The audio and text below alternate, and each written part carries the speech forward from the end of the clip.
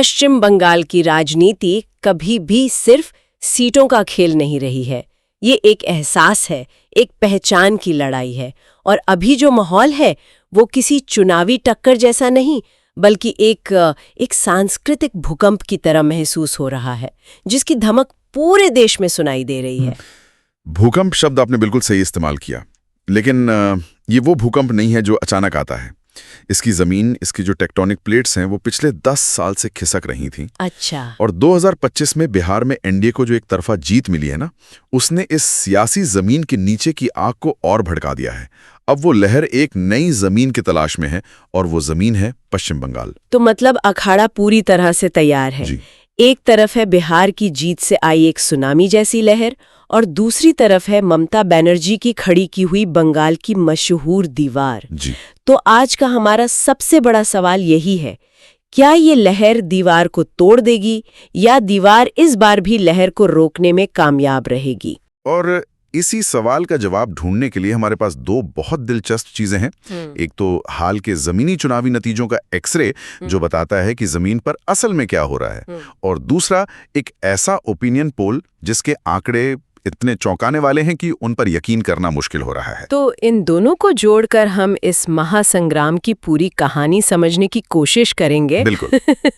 चलिए फिर इस सियासी पहेली की परतें खोलते हैं। शुरुआत जमीनी हकीकत से करते हैं, क्योंकि बातें तो हवा में होती हैं। चुनाव जमीन पर लड़ा और जीता जाता है। हाल के जो जिला चुनाव हुए हैं, उनके नतीजे हमें क्या सिखा रहे हैं? देखिए, सबसे बड़ी और पहली सीख ये है कि बंगाल की राजनीति अब पूरी तरह से दो ध्रुवीय हो चुकी है। बाइपोलर, हाँ। इसका मतलब है कि बीच का कोई रास्ता, कोई तीसरा विकल्प बचा ही नहीं है।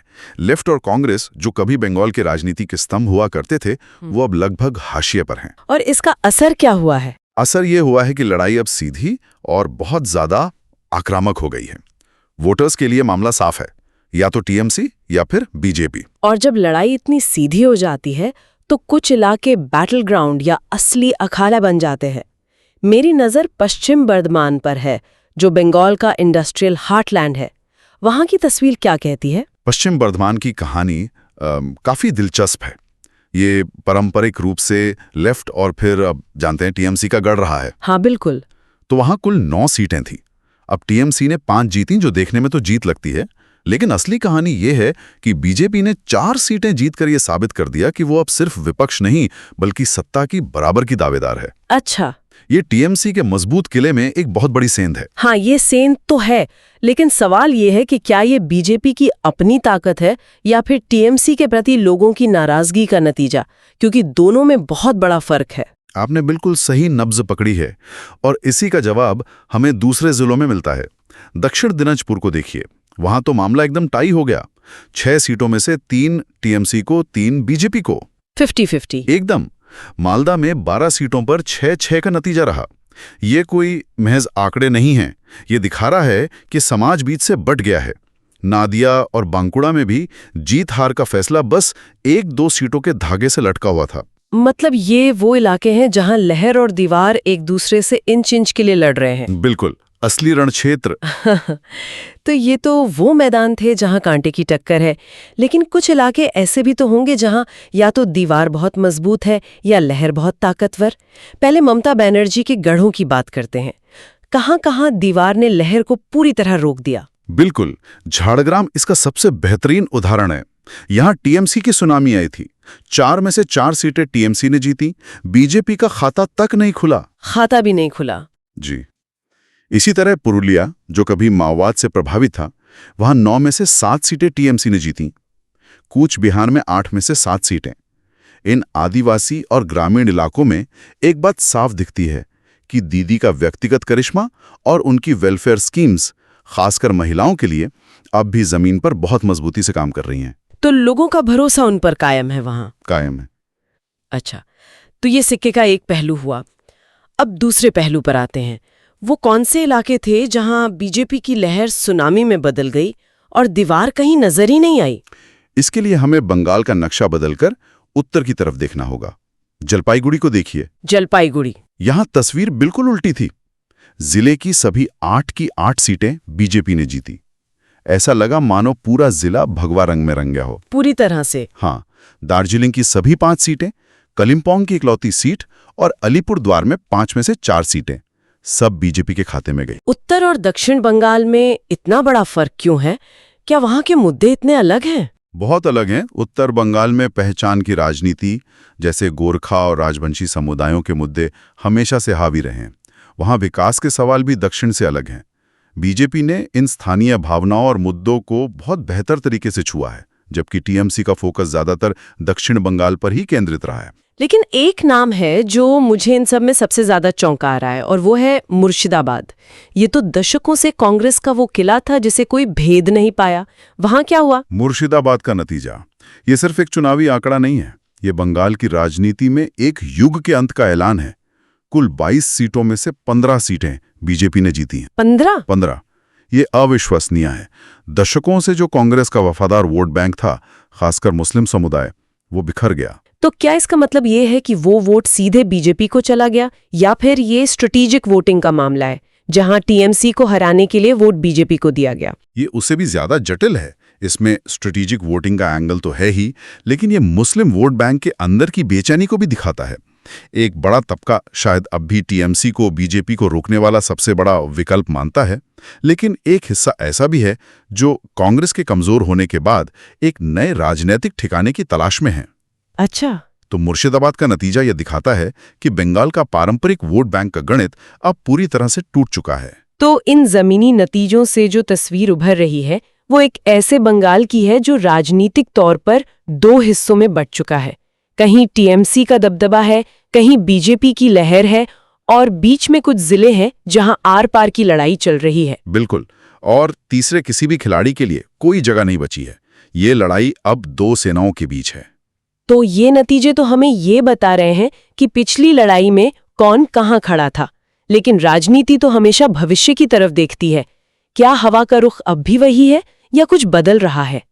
पश्चिम बंगाल विधानसभा की 294 सीटें और सरकार बनाने के लिए चाहिए 148।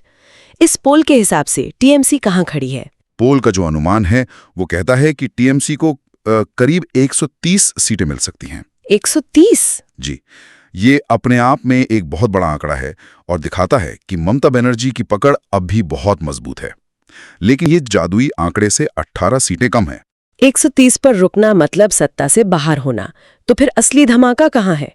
बीजेपी को कितनी सीटें दी जा रही हैं? धमाका यहाँ है कि इसी पोल के हिसाब से बीजेपी 157 सीटों के साथ सरकार बनाती दिख रही है। 157। बहुमत के आंकड़े 148 से 9 सीटें ज्यादा। अगर ये सच होता है तो ये सिर्फ एक चुनावी जीत नहीं होगी, ये बंगाल के राजनीतिक इतिहास का सबसे बड़ा उलटफेर होगा। 157 सीटें, ये आंकड़ा तो लगभग अविश्वसनीय लगता है, खासकर टीएमसी के जबरदस्त जमीनी काडर और ममता बनर्जी की छवि को देखते हुए। आखिर ये पोल इस नतीजे पर पहुंच कैसे रहा है? कौन से इलाके हैं जहां ये इतनी बड़ी जीत की भविष्यवाणी कर रहा है? इसका जवाब उन जिलों में छुपा है जिन्हें टीएमसी का अभेद्य गढ़ माना जाता था। मिसाल के तौर पर पूर्व मेदिनीपुर को लेते हैं। यहां पोल के मुताबिक बीजेपी को 8 और टीएमसी को 7 सीटें मिल सकती हैं। मतलब कांटे की टक्कर। कांटे की टक्कर, एक सूत्र की लाइन है जो इस स्थिति को बखूबी बयां करती है। मोदी की लहर ने ममता के किले में सेंध लगा दी है। लेकिन सेंध लगाना और किले को ढहा देना 2 अलग बातें हैं। 1 से 57 तक पहुंचने के लिए तो किसी बड़े किले को ढहाना होगा। और पोल के मुताबिक वही हो रहा है।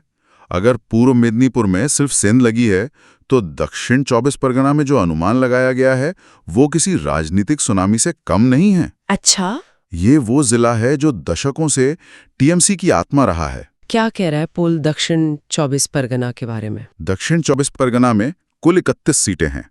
ये टीएमसी का सबसे मजबूत, सबसे सुरक्षित किला है।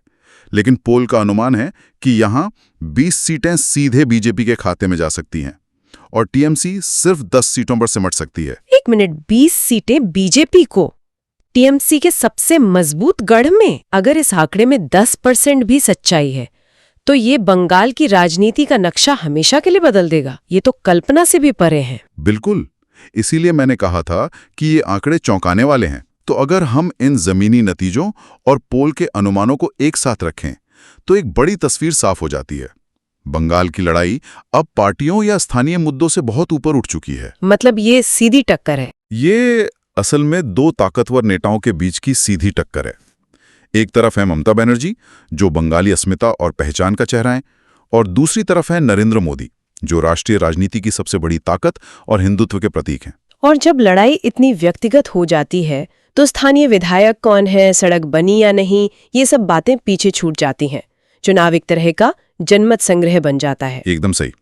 वोटर पार्टी को नहीं बल्कि इन दो चेहरों में से किसी एक को चुनता है। तो अब तक की हमारी इस बातचीत का निचोड़ क्या है? निचोड़ ये है कि जमीनी नतीजे हमें एक बटा हुआ बंगाल दिखाते हैं, जहां दोनों की अपनी अपनी ताकत है, लेकिन एक नया ओपिनियन पोल एक बहुत बड़े बदलाव की तरफ इशारा कर रहा है, एक ऐसी लहर की तरफ जो शायद दीवार को गिराने की ताकत रखती है। लेकिन इन सारे आंकड़ों और विश्लेषण के बाद भी सबसे बड़ा सवाल तो अपनी जगह पर कायम है।